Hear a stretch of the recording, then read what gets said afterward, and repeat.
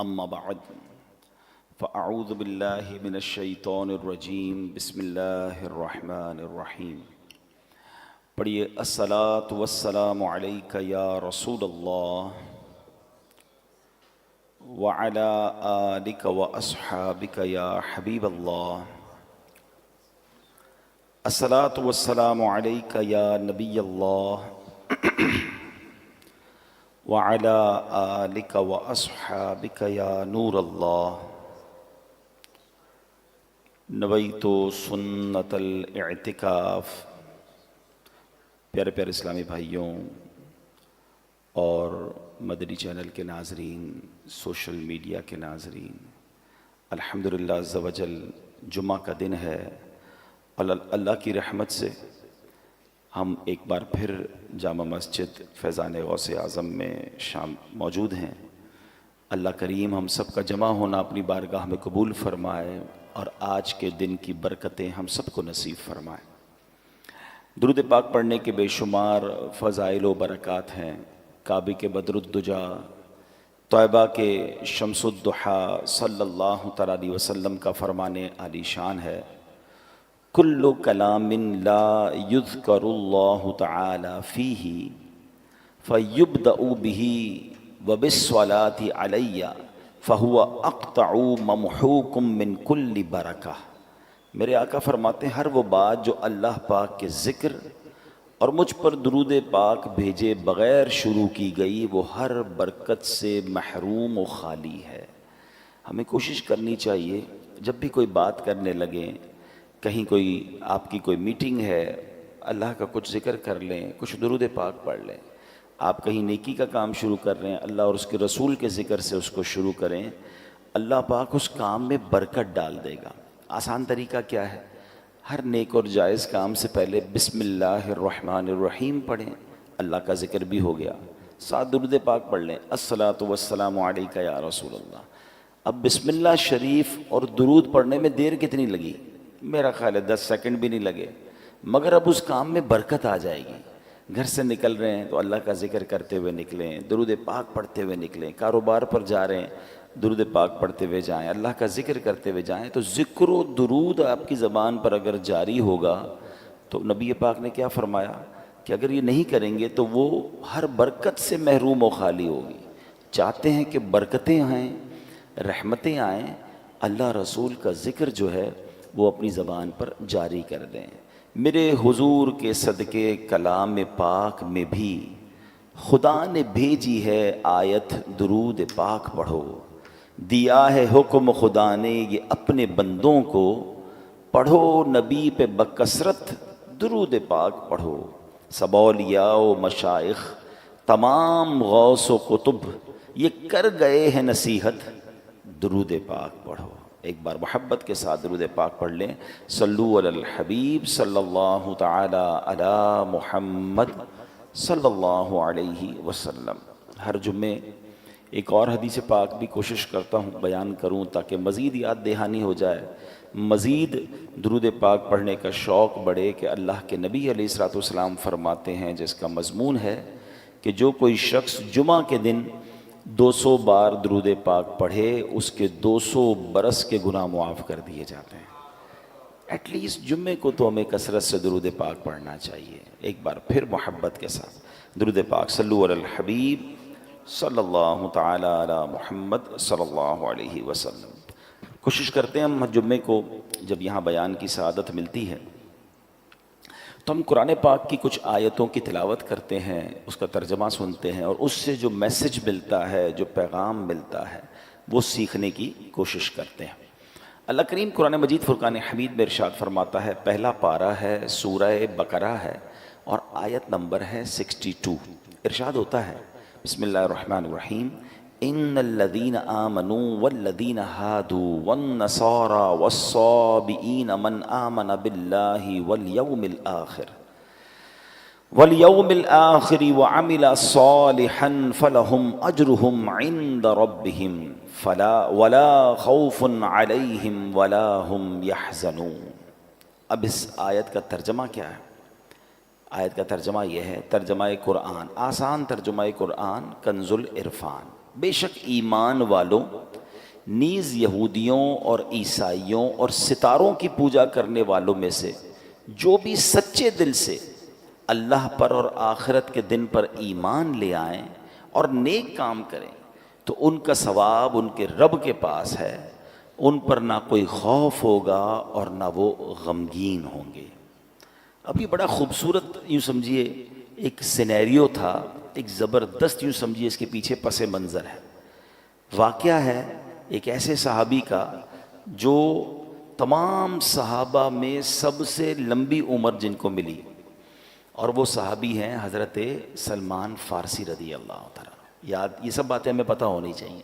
250 سال کے قریب آپ کی عمر تھی، اور آپ نے جس طرح اللہ کے نبی کو تلاش کیا ہے نا، جس طرح ایمان ان کو ملا، جس طرح نبی پاک کا ساتھ ملا، جس طرح وہ پیارے آقا کے پاس پہنچے، یہ لمبی داستان ہے۔ اور یقین کریں سیدنا سلمان فارسی کی جب بھی آپ داستان پڑھتے ہیں سنتے ہیں تو ایمان ہونا دل میں تو دو باتوں کی اہمیت بڑھنی چاہیے۔ ایک تو ان سے پیار ہو جاتا ہے کہ کتنی اسٹرگل، کتنی محنت، اتنے سال لگا دیے نبی پاک کو تلاش کرنے میں۔ دوسرے نمبر پر ایمان کی اہمیت ہے کہ ایمان کی تلاش میں انہوں نے کدھر کدھر سفر کیا۔ آپ کو پتہ ہے حضرت سلمان فارسی انہوں نے اپنے آپ کو غلام بنا کر بیچ دیا۔ کبھی انشاءاللہ موقع ملا تو میں تفصیلی واقعہ بیان کروں گا، میں مختصر بیان کر دیتا ہوں کہ ہوا یہ تھا کہ سیدنا سلمان فارسی رضی اللہ تعالیٰ عنہ نے بڑی لمبی عمر پائی، اور آپ نے سال ہر سال حق کی تلاش کے لیے سفر کیا۔ اس زمانے میں نبی پاک دنیا میں تشریف نہیں لائے تھے، تو ان کو یہ بت پرستی اور کفر پسند نہیں تھا، یہ حق کی تلاش میں جاتے۔ تو وہاں اس زمانے میں بھی کچھ لوگ تھے جو ایمان والے تھے، راہب جس کو کہتے تھے، جو بتوں کی پوجا نہیں کرتے تھے، باطل خداؤں کی عبادت نہیں کرتے تھے، کیونکہ اس زمانے میں تو عجیب معاملہ تھا نا، کوئی آگ کی پوجا کرتا تھا، کوئی ستاروں کی عبادت کرتا تھا، کوئی بتوں کی پوجا کرتا تھا۔ تو یہ اللہ وحدہ لا شریک کے ماننے والے تھے، تو یہ راہب ہوتے تھے جو تمام لوگوں سے دور ہو کر عبادت کرتے تھے، یہ ان کے پاس چلے جاتے، ان کے پاس بیٹھتے۔ جب اس کے انتقال کا وقت قریب آتا کہتے اب بتاؤ کس کے پاس جاؤں، وہ کسی اور راہب کے پاس بھیج دیتے۔ ان کے انتقال کا وقت آتا وہ کسی اور راہب کے پاس بھیج دیتے۔ اب آخری جو راہب تھا نا، جب اس کے انتقال کا وقت آیا تو آپ نے کہا اب میں کدھر جاؤں؟ تو اس راہب نے کہا کہ اب میں دنیا میں کسی اور کو تو نہیں پاتا، ہاں اب آخری نبی کے مبعوث ہونے کا وقت ہونے والا ہے، تم ایسا کرو کہ ان کے پاس جاؤ اور ان پر ایمان لانا، ان کی خدمت میں چلے جانا۔ کچھ نشانیاں بتائی گئیں کہ وہ کہاں ہوں گے، تو پتہ چلا وہ مدینہ منورہ میں ہجرت کر کے آئیں گے۔ پیسے تھے نہیں مدینے جانے کے لیے، تو انہوں نے کیا کیا، سفر کرتے کرتے کرتے پتہ چلا کہ ایک قافلہ مدینے جا رہا ہے۔ قافلے والوں کو کہا مجھے مدینے لے جاؤ، کہا پیسے نہیں ہیں، ایسا کرو مجھے غلام بنا لو، میں تمہاری خدمت کرتا رہوں گا، مجھے اس بستی میں لے جاؤ۔ اپنے آپ کو بیچ دیا اور مدینے پہنچے۔ پھر بہت وہاں پر باغ میں کھجوریں اٹھاتے تھے اور محنت کرتے تھے، پانی کے ڈول اٹھاتے تھے، آپ کی کمر میں یوں سمجھے کہ بڑی تکلیفیں اٹھائیں، اور آخر کار جناب رسول اللہ صلی اللہ تعالیٰ علیہ وسلم کے پاس پہنچ گئے ہیں۔ گر پڑ کے یہاں پہنچا، مر مر کے اسے پایا، چھوٹے نہ الہی اب سنگے درے جانان۔ اب ایمان لے آئے، نبی پاک کی بارگاہ میں حاضر ہو گئے۔ بڑا عشق والا واقعہ ہے۔ لیکن اب انہوں نے نبی پاک علیہ الصلوۃ والسلام سے عرض کی کہ حضور میں جب آپ کے پاس آنے سے پہلے کئی ملک شام میں اور کئی ملکوں میں راہبوں کے پاس گیا تھا، بنی اسرائیل کے عبادت گزار تھے، تو یا رسول اللہ ان کا جب ذکر کیا تو نبی پاک علیہ الصلوۃ والسلام نے فرمایا کہ اے سلمان ان کا خاتمہ دین مصطفیٰ پر نہیں ہوا۔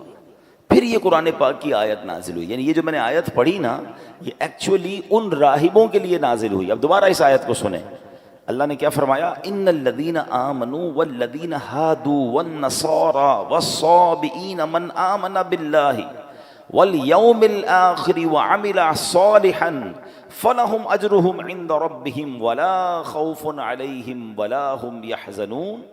بے شک ایمان والوں نیز یہودیوں اور عیسائیوں اور ستاروں کی پوجا کرنے والوں میں سے جو بھی سچے دل سے اللہ پر اور آخرت کے دن پر ایمان لے آئیں اور نیک کام کریں تو ان کا ثواب ان کے رب کے پاس ہے، ان پر نہ کچھ کوئی خوف ہوگا اور نہ وہ غمگین ہوں گے۔ یہ آیت کریمہ جب نازل ہوئی تو نبی پاک نے فرمایا اے سلمان یہ آیت ان راہبوں سے متعلق ہے، ان میں سے وہ جو حضرت عیسیٰ پر ایمان رکھتے تھے اور ان تک میرا پیغام نہیں پہنچا، وہ تو خیر میں ہیں، مگر جنہوں نے میرا نام پاک سنا مگر پھر مجھ پر ایمان نہ لائے، وہ ہلاک ہو گئے۔ اے میرے پیارے اسلامی بھائیوں، معلوم کیا ہوا؟ اس آیت سے میسج کیا مل رہا ہے کہ مکی مدنی مصطفیٰ صلی اللہ علیہ وسلم جب دنیا میں تشریف لے آئے نا، اس کے بعد سے قیامت تک کوئی بھی دین، کوئی بھی ہدایت، کوئی بھی نظریہ قابل قبول نہیں ہے، صرف اور صرف دین مصطفیٰ صلی اللہ تعالی علیہ وسلم ہی راہ نجات ہے۔ مومن ان کا کیا ہوا، اللہ اس کا ہو گیا۔ نبی پاک کے دامن کے علاوہ پیارے آقا کی جو کہیں کہ ان کے فٹ اسٹیپ، ان کے نقش قدم، ان کے بتائے ہوئے طریقے کے علاوہ کوئی طریقہ درست نہیں، کیونکہ جو ان کے دامن سے وابستہ ہوگا وہ اللہ کریم کی رحمت کا حقدار ہوگا۔ کیا خوبصورت بات! اعلیٰ حضرت امام اہل سنت لکھتے ہیں مومن ان کا کیا ہوا، اللہ اس کا ہو گیا، کافر ان سے کیا پھرا، اللہ ہی سے پھر گیا۔ وہ کہ اس در کا ہوا، خلق خدا اس کی ہوئی، وہ کہ اس در سے پھرا، اللہ اس سے پھر گیا۔ اے میرے پیارے اسلامی بھائیو، یہ ہمیں بات سمجھنی ہے۔ اس آیت کریمہ سے واضح طور پر معلوم ہو گیا، کوئی بنی اسرائیل سے تعلق رکھتا ہو، کوئی تورات کا ماننے کا دعویٰ کرتا ہو، کوئی انجیل پر ایمان رکھنے کا دعویٰ کرتا ہو، غرض کوئی کیسے بلند دعویٰ کیوں نہ کرتا ہو، نجات کس کو ملنی ہے، نجات کی راہ کون سی ہے؟ وہ دین محمدی یعنی دین اسلام ہے، اس کے سوا نجات کا راستہ نہیں۔ اللہ قرآن مجید میں ارشاد فرماتا ہے وَمَن يَبْتَغِ غَيْرَ الْإِسْلَامِ دِينًا فَلَن يُقْبَلُ مِنْهُ وَهُوَ فِي الْآخِرَةِ مِنَ الْخَاسِرِينَ، اور جو کوئی اسلام کے علاوہ کوئی اور دین چاہے گا تو وہ اس سے ہرگز قبول نہ کیا جائے گا اور وہ آخرت میں نقصان اٹھانے والوں میں سے ہوگا۔ اے میرے پیارے اسلامی بھائیوں، اب واقعہ سنیے گا۔ مشہور صحابی حضرت ابو ہریرہ رضی اللہ تعالیٰ عنہ، ان سے روایت ہے کہ نبی پاک علیہ الصلوۃ والسلام نے فرمایا روز قیامت اللہ کی بارگاہ میں اعمال پیش ہوں گے، یعنی اعمال بھی اللہ کی بارگاہ، ہم تو پیش ہوں گے، اعمال بھی پیش ہوں گے۔ نماز عرض کرے گی اے اللہ پاک میں نماز ہوں، ارشاد ہوگا تم بھلائی پر ہو۔ پھر صدقہ حاضر ہوگا، اے اللہ میں صدقہ ہوں، ارشاد ہوگا تم بھلائی پر ہو۔ روزے حاضر ہوں گے، یا اللہ میں روزہ ہوں، ارشاد ہوگا تم بھلائی پر ہو۔ اس طرح اعمال پیش ہوتے رہیں گے، آخر میں اسلام پیش ہوگا اور اللہ کی بارگاہ میں عرض کرے گا یا ربی انت السلام و انا الاسلام، اے اللہ تیرا پاک نام سلام ہے اور میں اسلام ہوں۔ ارشاد فرمائے گا انک علی خیر بک الیوم آخذ و بک اعطی، بے شک تو بھلائی پر ہے اے اسلام، آج جس کی بھی پکڑ ہوگی تیری ہی سبب سے ہوگی، یعنی جس نے تیرا انکار کیا ہوگا اس کی پکڑ ہوگی، اور جس کو جو عطا ہوگا وہ تیری ہی بدولت ہوگا۔ اس کا مطلب جس نے اسلام تھاما ہوگا وہ بخشا جائے گا، اور جو اسلام کا انکاری ہوگا وہ قیامت کے دن مارا جائے گا، پکڑا جائے گا۔ میرا یہ بیان چونکہ پوری دنیا میں سنا جاتا ہے، ابھی بھی سن رہے ہوتے ہیں، بعد میں بھی لوگ سنتے ہیں، اگر میرا کوئی ایسا ویور ہے جو مسلمان نہیں ہے، جو اللہ کو، اس کے حبیب علیہ الصلوۃ والسلام کو ماننے والا نہیں ہے، آج قرآن کی آیتوں کے ذریعے میں آپ سے عرض کر رہا ہوں، ایک ہی دین جو اللہ کی بارگاہ میں مقبول ہے، نبی پاک کے آنے کے بعد اب کوئی راہ نجات نہیں ہے، آپ اسلام میں داخل ہو جائیں، اللہ آپ کو اسلام پر استقامت دے۔ ہم جو ایمان والے ہیں اللہ ہمیں بھی ایمان پر استقامت دے، کہ ایمان ہی راہ نجات ہے۔ اب ذرا سنیے گا، کچھ لوگ آج بھی، اب اصل پرابلم یہ کہ علم تو ہے نہیں، سب دیکھنا ہے، سب پڑھنا ہے، سب کی جناب اندر جانا ہے، یہ ہمارا کام نہیں ہے۔ حضرت موسیٰ علیہ الصلوۃ والسلام پر کون سی کتاب نازل ہوئی تھی؟ تورات شریف، ٹھیک ہے۔ کس کی بات کر رہا ہوں؟ حضرت فاروق اعظم، حضرت عمر فاروق کیسی ہستی ہیں جن کے بارے میں نبی پاک فرماتے میرے بعد اگر کوئی نبی ہوتا تو عمر ہوتا۔ ان کا واقعہ سنیے۔ ایک بار نبی پاک کا دربار تھا، حضرت عمر آئے، ہاتھ میں تورات شریف تھی۔ حضرت عمر نے نبی پاک کے پاس بیٹھ کر تورات پڑھنا شروع کر دی۔ توجہ پیارے آقا علیہ السلام کی طرف نہیں گئی بلکہ تورات پڑھنا شروع کی۔ جیسے جیسے آپ تورات پڑھتے جاتے تھے نا، میرے آقا کے چہرے کا رنگ بدلتا گیا، جلال شریف، نبی پاک کے چہرے پر جلال کی وجہ سے رنگ بدلتا گیا۔ حضرت ابوبکر صدیق نے حضرت عمر کو روکا، اے عمر نبی پاک کا چہرہ تو دیکھو، پیارے آقا کے چہرے کو تو دیکھو۔ حضرت عمر نے جیسے ہی نبی پاک کے چہرے کی طرف دیکھا تو جلال کی کیفیت، فوراً تورات شریف بند کیا، نبی پاک سے معافی کے طلبگار ہوئے۔ اب سنو اللہ کے حبیب علیہ الصلوۃ والسلام نے کیا فرمایا. فرمایا اس ذات کی قسم جس کے قبضہ قدرت میں میری جان ہے، اگر حضرت موسیٰ بھی خود ظاہری زندگی کے ساتھ دوبارہ دنیا میں تشریف لے آئیں، تم مجھے چھوڑ کر ان کی پیروی کرو گے تو سیدھے راستے سے بھٹک جاؤ گے. اگر اب حضرت موسیٰ ظاہری زندگی کے طور پر واپس آ جائیں تو وہ بھی ضرور میری ہی پیروی اختیار کریں گے. یہ کیسا پیغام ہے، یہ کیسا میسج تھا. اللہ اکبر. کیا خوبصورت بات. اعلیٰ حضرت لکھتے ہیں نا، خلق سے اولیاء، اولیاء سے رسول، اور رسولوں سے اعلیٰ ہمارا نبی. ملک کونین میں انبیاء تاجدار، تاجداروں کا آقا ہمارا نبی. اب اس واقعے سے مجھے اور آپ کو کیا سیکھنا ہے؟ تورات شریف تو آسمانی کتاب ہے نا. ایک عرصے تک تو معیار ہدایت یہی کتاب رہی، صدیوں تک اس پر عمل کرنے والے نجات پاتے رہے. وہ بلند شان والی کتاب ہے جس پر عمل کر کے اونچے مقامات لوگ پایا کرتے تھے، جس پر عمل کی برکت سے بنی اسرائیل فتح پاتے تھے، اللہ پاک کی رحمتوں کے حقدار بنتے تھے. تو جس تورات کو پڑھنا بھی ثواب تھا، جس کو دیکھنا بھی ثواب تھا. مگر جب نبی پاک تشریف لے آئے، محبوب ذیشان صلی اللہ تعالی علیہ وسلم تشریف لے آئے، پھر کیا ہوا؟ آپ نے اعلان نبوت فرما دیا. اب تورات راہ نجات نہ رہی، اس پر عمل منسوخ ہو گیا. اب غور کریں، جب پچھلی آسمانی کتابوں کے بارے میں یہ اصول ہے، یہ حکم ہے، تو اب جو نئے نئے فتنے اٹھ رہے ہیں، نئے نئے طریقے ایجاد ہو رہے ہیں، نئے نئے فارمولے لوگ لے کر آ رہے ہیں، ذرا غور کیجئے وہ کیسے راہ نجات ہو سکتے ہیں، وہ کیسے ہدایت کے راستے ہو سکتے ہیں. آج لوگ کہتے ہیں میں سب کو سنتا ہوں، میں ذرا غیر مسلموں کے بھی کلپس دیکھ لیتا ہوں، میں ذرا بد مذہبوں کی باتیں بھی سنتا ہوں، میں ان کے دلائل بھی پڑھتا ہوں. اپنا قرآن پڑھا نہیں ہے، اپنے دین کے بارے میں کچھ پتہ نہیں ہے، اور ان لوگوں کی باتیں سننی ہے. مجھے بتاؤ ہم سے کتنا زیادہ حضرت عمر کا علم ہوگا؟ حضرت عمر کو تورات پڑھنے سے نبی پاک نے روک دیا، جو کہ آسمانی کتاب ہے. اور ہم جناب جن کے پاس علم نام کی کوئی چیز نہیں، اپنے دین کے بارے میں مضبوطی نہیں، اور غیر مسلموں کی باتیں سنیں گے، بد مذہبوں کی باتیں. کوئی بات دل میں بیٹھ گئی تو ایک بات یاد رکھیے گا، یہ ضرور اللہ کا مجھ پر اور آپ پر احسان ہے کہ ہمیں بن مانگے ایمان دیا ہے. ہم نے اسٹرگل نہیں کی. حضرت سلمان فارسی کو دیکھو یار، میں نے آپ کو بہت شارٹ پہ واقعہ سنا، میں واقعہ پورا سناؤں رونے لگ جاؤ گے، کہ اس اللہ کے بندے نے ایمان حاصل کرنے کے لیے، نبی پاک کو تلاش کرنے کے لیے کیا کیا کیا، اپنا آپ بیچ دیا. میں نے اور آپ نے کیا کیا؟ ہم تو پیدا ہی مسلمان گھرانے میں ہوئے، بغیر مانگے. اللہ نے کتنی بڑی مہربانی کی. پیدا ہوتے ہی سب سے پہلی آواز کیا سنی ہمارے کانوں نے؟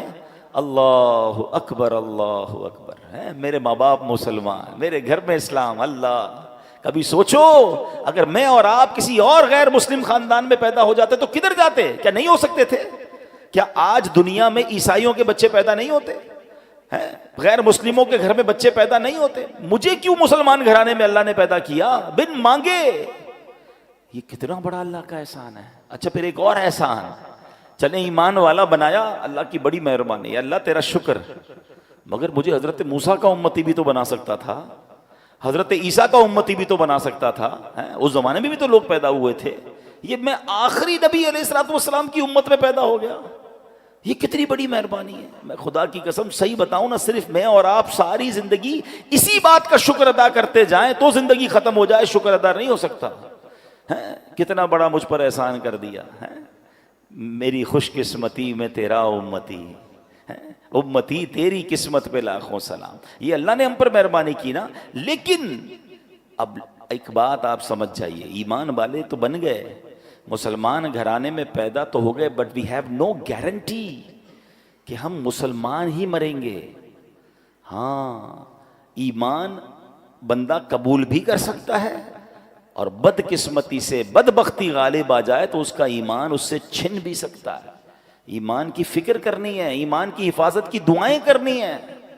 پوری دنیا میں آج کہا جاتا ہے کہ سب سے زیادہ جو موسٹ گروئنگ ریلیجن ہے نا، سب سے زیادہ پھیلنے والا مذہب اسلام ہے. بہت اچھی بات ہے، مگر مسلمان بھی غیر مسلم ہوتے ہیں، اس کی بھی ہمیں فکر کرنی ہے. ہیں، دعائیں کرنی ہیں. تو اس یہ کیسے ہو سکتا ہے؟ جب آپ سب کی سنیں گے، آپ غیر مسلموں کو بھی سنیں گے، آپ بد مذہبوں کو بھی سنیں گے، آپ ان سے دوستیاں لگائیں گے، کیا پتہ ان کی کون سی بات. اب تو سنا ہے، پتہ نہیں، میں مذہبوں کے نام نہیں لیتا، مگر مختلف تہواروں میں مسلمانوں کے بچے جا رہے ہیں، آپس میں تحفے دیے جاتے ہیں. بھئی یہ تحفہ کیوں آیا؟ تو فلاں مذہب والوں کی عید ہے، فلاں مذہب والوں کا تہوار ہے. ہم مسلمان کلمہ پڑھنے والے، جو بندہ میرے رب کو نہ مانے، میرے نبی کو نہ مانے، میں ان کے تہواروں میں کیسے شرکت کر سکتا ہوں؟ اپنے ایمان کو مضبوط رکھو، ورنہ یہی ایمان کے ضائع ہونے کا سبب ہے. میں آخر میں بتاؤں گا، علماء نے کچھ اسباب بھی لکھے ہیں جس کی وجہ سے ایمان ضائع ہو سکتا ہے، مگر ایمان کتنی بڑی نعمت ہے. اللہ اکبر. ایک بزرگ ہیں حضرت ابراہیم آجری رحمۃ اللہ تعالی علیہ. ایک دن آپ تندور جلا رہے تھے، اتنے میں بنی اسرائیل سے تعلق رکھنے والا ایک غیر مسلم وہاں آ گیا. آپ نے اسے اسلام کی دعوت دیتے ہوئے فرمایا اسلم فلا تدخل النار، یعنی مسلمان ہو جا، جہنم کی آگ سے بچ جائے گا. دعوت دینے کا انداز دیکھیں. میں نے بھی ابھی تھوڑی دیر پہلے دعوت دی تھی، دوبارہ دعوت دیتا ہوں، اسی الفاظ کے ساتھ دعوت دیتا ہوں. بھائیوں جو غیر مسلم ہیں، مجھے لائیو سن رہے ہیں یا بعد میں ویڈیو میں سنیں، آ جاؤ، ایمان لے آؤ، انشاءاللہ جہنم کی آگ سے بچ جاؤ گے. وہ غیر مسلم کیا کہتا ہے کہ جہنم کی آگ کے معاملے میں تو آپ اور میں برابر ہیں، کیونکہ اس نے کچھ قرآن پڑھا ہوا تھا. قرآن کی ایک آیت ہے، اس نے کہا کہ آپ ہی کی کتاب قرآن پاک میں ہے وَإِن مِّنكُمْ إِلَّا وَارِدُوهَا. اللہ قرآن میں فرماتا ہے تم میں سے ہر ایک دوزخ پر سے گزرنے والا ہے. تو پتہ چلا جہنم میں تو آپ بھی جائیں گے، میں بھی جاؤں گا، ہم دونوں ہی برابر ہیں. آپ کہتے ہو جہنم سے بچ جاؤ گے. اچھا، اب یہ آیت کس چیز کے لیے ہے؟ اس آیت کا مطلب یہ ہے کہ پل صراط ہے نا، وہ تلوار سے زیادہ تیز ہے، بال سے زیادہ باریک ہے، اور وہ جہنم کے اوپر بنا ہوا ہے. ہر بندہ گزرے گا، مسلمان بھی گزرے گا، غیر مسلم بھی گزرے گا. انشاءاللہ ایمان والا خیر سے گزر جائے گا، کافر کٹ کے جہنم میں گر جائے گا. فرق یہ ہے، گزرنا تو ہے. اب ان بزرگ نے جب یہ آیت سنی نا، اللہ والے تھے، ایمان والے تھے، انہوں نے کہا اچھا ایسا کرو، ذرا اپنی چادر دو. اس کی چادر لی اور اپنی چادر اتاری، دونوں چادر لپیٹی. گھر میں ایک تندور تھا، آگ جل رہی تھی، آپ نے وہ چادر اس میں دونوں ڈال دی. تھوڑی دیر بعد خود تندور کے اندر اترے اور چادر باہر نکالی. دونوں چادریں لپٹی ہوئی تھیں. غیر مسلم کی چادر جل کر راکھ ہو گئی، ان کی چادر ویسی سلامت. خود تندور میں اترے، واپس آئے، آگ نے اثر نہیں کیا. کہ یہ فرق ہے، آگ میں غیر ایمان مسلمان بھی جائے گا، ایمان والا بھی جائے گا. انشاءاللہ جہنم کی آگ ایمان والے کو کچھ نہیں کہے گی. یہ دیکھنا تھا، وہ غیر مسلم کلمہ پڑھ کر مسلمان ہو گیا. تو یہ فرق ہے. ایمان ہوا انشاءاللہ ایمان سلامت لے کر جانا ہے نا. اچھا، یہی بات اللہ نے قرآن میں فرمائی. Try to understand. جب ہم اس طرح کی باتیں کرتے ہیں نا، تو لوگ کہتے ہیں یار یہ پتہ نہیں کیسے کہہ رہے ہیں ایمان جا سکتا ہے، اللہ نے مسلمان بنا دیا، اب تو گارنٹی ایمان والے ہو گئے. نہیں، اللہ کے نبی کی دعائیں ہیں. پیارے آقا دعا کیا کرتے، یا مقلب القلوب ثبت قلبی علی دینک. کیا مطلب ہوا اس کا؟ دلوں کو پھیرنے والے، میرے دل کو اپنے دین پر ثابت قدمی عطا فرما. کون دعا کر رہا ہے؟ جس کے صدقے ایمان ملا ہے. پڑھتے ہو نا نعت میں شعر، تیرے صدقے میں آقا سارے جہاں کو دین ملا. وہ دعا کر رہے ہیں ہماری تربیت کے لیے کہ دل بدلتا ہے. اے اللہ دل سلامت رکھیو، ایمان لے کر جانا ہے. اچھا، قرآن میں رب نے فرمایا نا، یا ایھا الذین آمنوا اتقوا اللہ حق تقاتہ ولا تموتن الا وانتم مسلمون. اے ایمان والو، اللہ سے ڈرو جیسا ڈرنے کا حق ہے، اور نہیں مرنا مگر مسلمان. یعنی ایمان لے کر مرنا، کہیں غیر مسلم مت مر جانا. قرآن کا یہ پیغام بتا رہا ہے کہ ایمان والا بھی بے ایمان ہو سکتا ہے، ایمان والے کا بھی ایمان چھن سکتا ہے. تو اے میرے پیارے اسلامی بھائیوں، آج سمجھنا یہ ہے کہ اپنے ایمان کی حفاظت کرنی ہے. ایمان ہے تو سب کچھ ہے. نبی پاک کی راہ کے علاوہ، پیارے آقا کے طریقے کے علاوہ کوئی طریقہ نہیں جو راہ نجات ہو. ادھر ادھر لیفٹ رائٹ نہیں جانا ہے. اپنے ایمان پر، اپنے دین سے محبت بھی کریں. انفارچونیٹلی ایسا بھی ہو گیا، جو خاص طور پہ غیر مسلموں ملکوں میں رہتے ہیں، یہ ذرا بہت زیادہ ایلیٹ کلاس، ماڈرن طبقے میں جانا آنا ہے، ہمیں بھی پتہ ہے. وہ ادھر جا کے اپنے آپ کو مسلمان کہتے ہوئے شرما رہے ہوتے ہیں، اپنے اسلامی طریقوں پر عمل کرتے ہوئے شرما رہے ہوتے ہیں. اچھا، ادھر سے کوئی اٹیک ہو اسلام کے اوپر، اسلام کے طریقے پر، تو خود ہی ان کی باتوں میں ہاں میں ہاں ملا رہے ہوتے ہیں. ہاں جناب، یہ کچھ بات مجھے بھی سمجھ نہیں آتی. تف ہے تم پر. اپنے ایمان، اپنے قرآنی حکم پر، نبی پاک کے طریقے پر آپ خود ڈگمگا رہے ہو. ارے دنیا کے کسی میدان میں جائیں، ڈنکے کی چوٹ پہ کہیں میں مسلمان ہوں، میں اپنے نبی کا امتی ہوں، اور جو قرآن و حدیث میں سب پر میرا ایمان ہے، یہ آدھا مسلمان کون سا ہوتا ہے؟ اسلام میں پورے داخل ہونا ہے اور اس پہ فخر کرنا ہے، اس پہ شرمانا نہیں، اور یہ ایمان مضبوط ہونے کی دلیل ہے۔ وہی پرابلم ہے نا، صحبتیں ایسی ہیں، دوست ایسے ہیں، باتیں ایسی ہیں کہ سن سن کر ان سے پیار ہو جاتا ہے، اسلام سے نفرت ہو جاتی ہے۔ اسلام کے کچھ، اب دیکھیں نا، بہت سارے لوگ نکلے کہتے ہیں پردے کی کوئی ضرورت نہیں ہے، عورت کو جناب کس نے کہا؟ بھائی قرآن نے کہا پردہ ہونا چاہیے، نبی پاک نے کہا پردہ ہونا چاہیے، لوگ کہہ رہے نہیں عورت کی آزادی، میرا جسم میری مرضی۔ یہ کیا ہے؟ یہ آہستہ آہستہ، ہم نہیں کہتے عورتوں کے ساتھ ظلم، اسلام جتنا عورتوں کے حقوق بیان کرتا ہے دنیا میں کون بیان کرتا ہے؟ ماں کے قدموں تلے جنت ہے، بہن کے حقوق بیان کیے، بیوی کے حقوق بیان کیے، بلکہ نبی پاک نے تو یہاں تک فرمایا تم میں بہترین وہ ہے جو اپنی گھر کی عورتوں کے ساتھ بہترین ہے۔ اس سے زیادہ کون سا مذہب عورتوں کے حقوق بیان کرتا ہے کہ ہمیں کہتے ہیں عورتوں کے ساتھ اچھے سلوک کرنا ہے، اسلام سکھاتا ہے۔ مگر یہاں یہ پرابلم نہیں ہے، یہاں ایکچولی آہستہ آہستہ اسلام دل سے نکالنا ہے، قرآن دل سے نکالنا ہے، حدیث۔ یہ ایک بات نہیں ہے، ایسی بہت ساری باتیں آئیں گی، آپ پڑھتے جائیں۔ یہ کچھ آتے ہیں دانشور کے نام پر جو ٹی وی پہ آئیں گے، سوشل میڈیا پہ آئیں گے اور آپ کو سمجھائیں گے کہ قرآن کی یہ بات ٹھیک نہیں ہے، اس پہ عمل نہیں کرنا چاہیے، اس کا مطلب تو کچھ اور ہے، یہ پلاننگز ہیں۔ اور قرآن نے کیا کہا کہ اللہ اور اس کے رسول کے پر جو ایمان لائے گا، اللہ پر جو ایمان لائے گا وہی نجات پانا ہے، اس کے علاوہ نجات نہیں ہے۔ اے میرے پیارے اسلامی بھائیوں، اگر ہمیں بچنا ہے جہنم کی آگ سے، ہمیں بچنا ہے آخرت کے عذاب سے، تو اپنے ایمان کی حفاظت کرنی ہے۔ ایک بار نبی پاک علیہ الصلوۃ والسلام، دیکھیں پیارے آقا کی کیا شان ہے، اس زمانے میں نبی پاک نے سمجھایا، ایسا لگتا ہے یہ آج کے لیے کیسی پیاری بات ہے۔ پیارے آقا نے ایک سیدھی لکیر کھینچی، پھر ایک رائٹ سائڈ پہ لکیر کھینچی، اور پھر لیفٹ سائڈ پہ خط لکیریں بنائیں، اور پھر درمیان والی لکیر پر ہاتھ رکھ کر کیا فرمایا؟ دائیں بائیں والی لکیروں پر فرمایا ہادہ سبل الشیطان، یہ شیطان کے راستے ہیں، اور درمیان والی لکیر پر فرمایا وَأَنَّ هَذِي صِرَاطِي مُسْتَقِيمًا فَاتَّبِعُوهُ، اور یہ کہ یہ میرا سیدھا راستہ ہے تو اس پر چلو۔ قرآن کی آیت تلاوت کر کے سمجھایا کہ سیدھا راستہ اللہ اور اس کے رسول کا راستہ ہے، دائیں بائیں یہ عجیب عجیب راستے آتے رہیں گے جس سے اپنا ایمان بچانا ہے۔ سیدی اعلیٰ حضرت نے تو بہت پہلے لکھا تھا، فرماتے ہیں جان دے دو وعدہ دیدار پر، نقد اپنا دام ہو ہی جائے گا، سائلوں دامن سخی کا تھام لو، کچھ نہ کچھ انعام ہو ہی جائے گا، مفلسوں ان کی گلی میں جا پڑو، باغ خلد اکرام ہو ہی جائے گا۔ اور فرمایا سونا جنگل رات اندھیری چھائی بدلی کالی ہے، سونے والو جاگتے رہیو چوروں کی رکھوالی ہے۔ یعنی دین سکھانے کے نام پر لوگ آ کر ایمان پر حملے کر رہے ہوتے ہیں۔ اللہ کرے کہ یہ بات ہمیں سمجھ آ جائے اور ہم اپنے دین سے بے پناہ محبت کرنے والے بن جائیں۔ میں انشاءاللہ آج آپ کو کچھ وظائف بھی بتا کر جاؤں گا، مگر ایک بڑا دل خراش واقعہ جس سے یہ احساس ہوگا کہ ایمان کیسے شیطان چھین لیتا ہے۔ امام ابو محمد رحمۃ اللہ تعالی علیہ فرماتے 3 عبادت گزار لوگ تھے، زاہد تھے، حج پر گئے اور جاتے جاتے راستے میں غیر مسلموں کی بستی میں قیام کیا۔ اب ان تینوں میں سے ایک کی نظر ایک غیر مسلم لڑکی پر پڑی جو بڑی خوبصورت تھی، اس اوس کی طرف اس کا دل مائل ہو گیا۔ پہلے کے زمانے میں قافلے اونٹوں پر گھوڑوں پر بہت لمبا سفر ہوتا تھا، اب صبح ہوئی تو سفر کا وقت ہے، اس نے کہا دونوں کو تم جاؤ میں ذرا پیچھے آتا ہوں۔ وہ دونوں تو حج پہ روانہ ہو گئے، یہ بندہ اسی بستی میں رک گیا، اس عورت کی طرف اس کا دل آ گیا، عورت سے اس نے بات کی کہ میں تم سے شادی کرنا چاہتا ہوں۔ تو عورت نے کہا کہ میرے والد سے بات کرو، والد کے پاس گیا، والد نے کہا اس کا مہر دو۔ کہا مہر کیا ہے؟ کہا مہر بہت بھاری ہے۔ کہا بتائیے میں مہر دے دوں گا۔ کہا مہر یہ ہے کہ تم غیر مسلم ہو جاؤ، تم اسلام چھوڑ دو۔ اس بدبخت نے اس لڑکی کے عشق کے چکر میں اپنا دین چھوڑ دیا، جو عبادت گزار تھا، حج کو جا رہا تھا۔ ٹرائی ٹو انڈرسٹینڈ کدھر جا کر ایمان گیا اس کا، حج کے راستے میں شیطان نے ایسا حملہ کیا کہ وہ غیر مسلم ہو گیا۔ اچھا وہ شادی بھی ہو گئی، اب وہ دوست حج کر کے واپس اسی راستے سے آئے کہ وہ دوست کدھر رہ گیا، حج پہ ہی نہیں آیا۔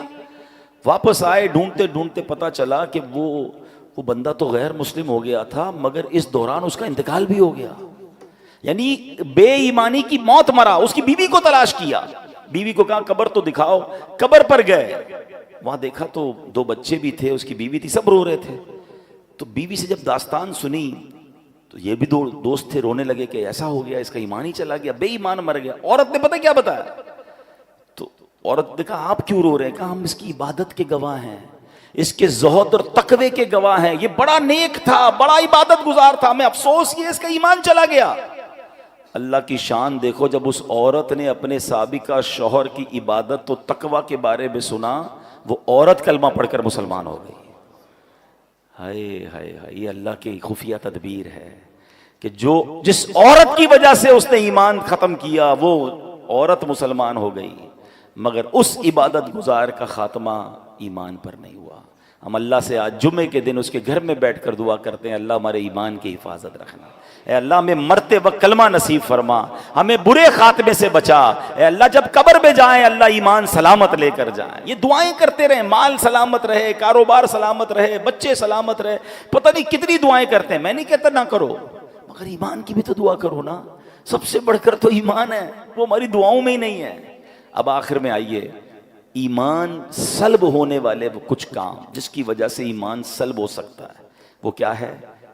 حضرت بعض علماء فرماتے ہیں برے خاتمے کے 4 بڑے اسباب ہیں۔ نمبر 1، نماز میں سستی۔ پلیز نماز نہ چھوڑا کریں۔ جمعہ میں آج اس مسجد میں دوسرا جمعہ ہو رہا ہے، روڈ پہ پبلک ہوتی ہے، بڑی اچھی بات ہے، مگر پلیز باقی نمازیں بھی پڑھیں۔ ہم صرف جمعے کے لیے، ہم پر جمعہ فرض نہیں ہے۔ یہ نماز میں سستی یہ ایمان چھن جانے کا سبب ہے۔ دوسرے نمبر پر فرمایا شراب نوشی، خدا کے واسطے شراب کے قریب بھی نہ جائیں۔ تیسرے نمبر پر والدین کی نافرمانی، خدا کے واسطے اپنے ماں باپ کی عزت کریں، پیار کریں، ان سے محبت کریں، ان کی رسپیکٹ کریں، ان کا دل نہ دکھاؤ۔ ماں باپ ناراض تو رب ناراض، ماں باپ راضی تو رب راضی۔ اور چوتھے نمبر پر علماء نے فرمایا مسلمانوں کو تکلیف دینا۔ کچھ لوگوں کی بڑی عجیب عادت ہوتی ہے، آلویز تکلیف ہی دیتے ہوتے ہیں، طنز کریں گے، گالیاں دیں گے، جھگڑا کریں گے، پڑوس میں ہے تو پڑوسی کو تکلیف، رشتہ دار میں ہے تو رشتہ داروں کو تکلیف، کاروبار کریں تو کاروباریوں کو تکلیف، جدھر جائیں ٹینشن۔ نہ کرو ایسا۔ یہ حقوق العباد کا معاملہ، ایک تو اس کے گناہوں کا انبار آپ پر لگ رہا ہے، دوسرا اللہ نہ کرے ایمان ہی ختم نہ چلا جائے ہمارے ہاتھ سے۔ امیر اہل سنت نے کچھ اور اسباب بھی لکھے، چغلی کھانا اور اسی طرح حسد کرنا، بد نگاہی بھی برے خاتمے کا سبب ہے، فرض ہونے کے باوجود حج نہ کرنا۔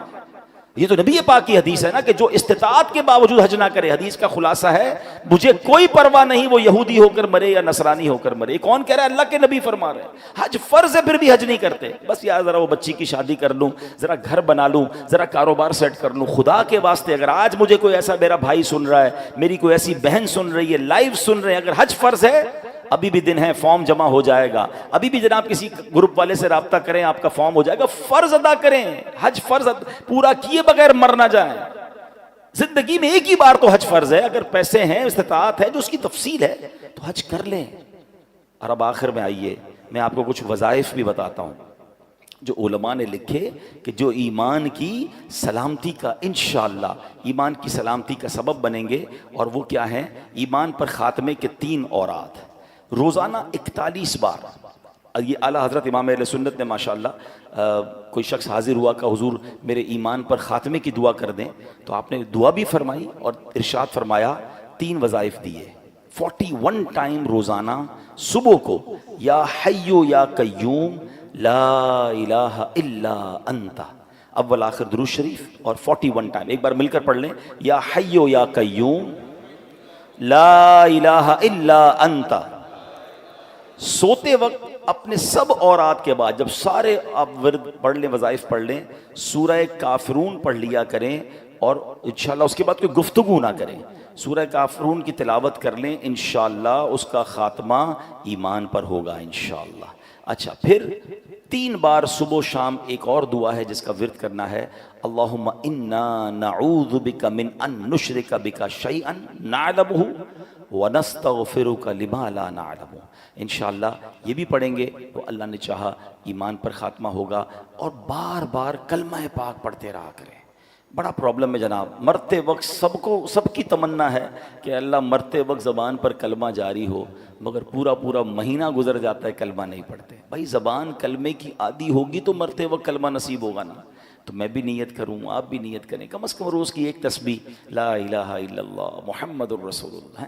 افضل الذکر کہا گیا، سب سے افضل ذکر نبی پاک نے بتایا کیا فرمایا، افضل الذکر لا الہ الا اللہ۔ تو پورا کلمہ پڑھتے رہا کریں۔ اللہ مجھے بھی عمل کی توفیق عطا فرمائے، آپ کو بھی نصیب فرمائے۔ الحمدللہ ہم نے پچھلے جمعے بھی اعلان کیا تھا کہ ماہ رمضان میں جو ہمارا یہ 3 بجے والا جمعہ ہے، یہ انشاءاللہ 3:30 بجے ہوا کرے گا، اور انشاءاللہ بیان 2:45 بجے شروع ہو جائے گا۔ آج میں تقریباً 2:17 پر بیان شروع کر دیا تھا، بہت تھوڑے اسلامی بھائی تھے، کوشش کیا کریں، اب آپ آتے ہیں تو کچھ نہ کچھ سیکھ کر جاتے ہیں نا، تو ٹائم پر آ جایا کریں، تھوڑی دیر پہلے آئیں گے، ایک تو جلدی آنے کا ثواب ملے گا، اور انشاءاللہ مزید آپ بیان میں سیکھ کر جائیں گے۔ اللہ پاک ہمیں۔ ویڈیو دیکھنے کا شکریہ۔ اگر آپ چینل پر نئے ہیں تو سبسکرائب کر لیں، اور ساتھ ہی ساتھ بیل آئیکن پر بھی کلک کر دیں تاکہ یوٹیوب ہماری ہر ویڈیو کا نوٹیفیکیشن سب سے پہلے آپ کو بھیج دے۔ جزاک اللہ۔